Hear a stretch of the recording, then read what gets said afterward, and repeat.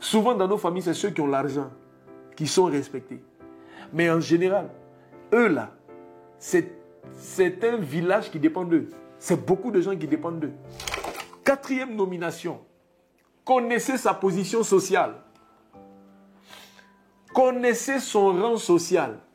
C'est le premier enfant. C'est le chef de famille. C'est le plus riche de la famille. Les amis, là je suis en train de parler typiquement même à beaucoup d'Africains. Vous savez comment sont gérées nos sociétés. Souvent dans nos familles, c'est ceux qui ont l'argent qui sont respectés. Mais en général, eux là, c'est un village qui dépend d'eux. C'est beaucoup de gens qui dépendent d'eux. Toi, tu ne peux pas ignorer ça et puis dire non, je m'en vais dans le mariage. Quelle est sa position familiale? Est-ce que c'est lui l'aîné? Parce que, cher ami, pendant vos fiançailles, il ne t'a peut-être pas dit, mais peut-être que c'est lui qui paye l'école de 4 ou 5 de ses frères. Pardon, n'accepte pas de passer pour une sorcière. Parce que toi, tu te dis que bon, quand nous on va se marier, là, il va arrêter ça. Il va arrêter ça comment? Il va arrêter ça comment? Parce que vous vous aimez. Sois lucide. C'est pourquoi tu dois savoir sur à quoi tu t'engages. Quelle est sa position familiale? Parce qu'on ne marie pas l'aîné d'une famille comme on marierait les autres. L'aîné, là, il y a un autre type d'engagement. Quelles sont les personnes à sa charge? Il s'occupe de combien de personnes? Il s'occupe de combien de personnes? Tu n'as pas venir changer ça, hein? Non, quand je vais rentrer dans sa vie, ça va cesser. J'ai dit, il va te résister aussi. Peut-être qu'au départ, il va t'écouter. Mais je dis à un moment donné, il va finir par se réconcilier avec sa famille. Tu ne pourras pas triompher éternellement. Ça va tenir peut-être pendant quelques années. Mais à un moment donné, ils vont se lever contre toi. C'est pourquoi ça, on regarde ça dès le départ.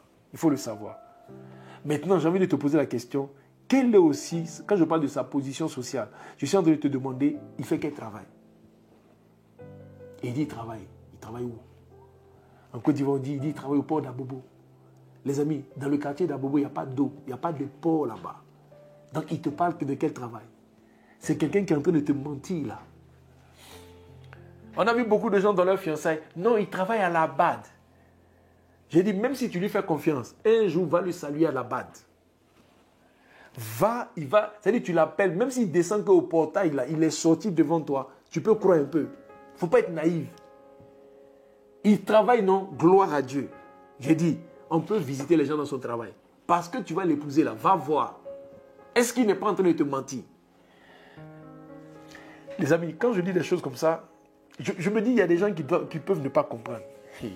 Dans mon ministère, j'ai eu affaire à des kleptos. Avant, je n'utilisais pas le terme de kleptomanie. Je me disais, mais le frère, il ment trop, le frère, il ment trop. Et quand je suis allé regarder la définition de la kleptomanie, non, j'ai dit, vraiment, c'est ça, c'est le bon mot. Les amis, il y a dans l'église, et je me suis rendu compte que les gens kleptomanes, là, ils sont honnêtes dans le mensonge qu'ils ont fabriqué. Et puis, ils y croient. Ils croient profondément que... Ils croient ce qu'ils ont fabriqué comme mensonge. Que le Seigneur nous aide. Il travaille où? Est-ce que ce n'est pas un menteur? J'ai envie de dire à quelqu'un, va voir, oh, s'il te plaît, va voir.